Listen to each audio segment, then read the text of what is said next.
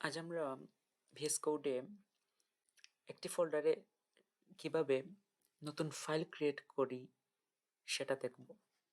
vscode open করে নিলাম, তারপর ফাইল থেকে ওপেন ফোল্ডারে ক্লিক করে আমার প্রজেক্টস ফোল্ডার থেকে একটি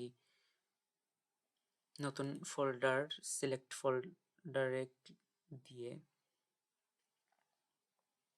একটি নতুন ফোল্ডার সিলেক্ট করে নিলাম।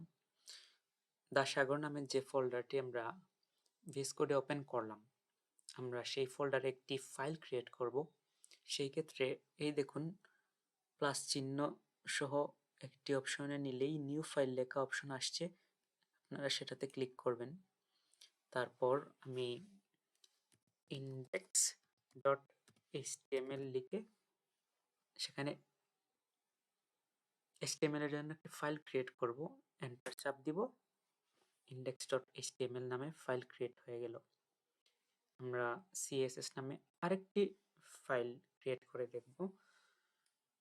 ধরুন style.css নামে একটি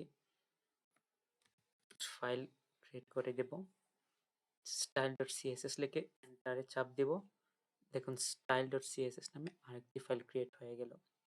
এক্সটেনশনের কারণে HTML এর জন্য একটি চিহ্ন, CSS এর জন্য আরেকটি চিহ্ন দেখাচ্ছে। সেগুলো তো আপনারা কোড শুরু করলে নিজেরাই বুঝতে পারবেন। আমি শুধু ফাইল ওপেনিংটা, ফাইল ক্রিয়েট করাটা দেখালাম।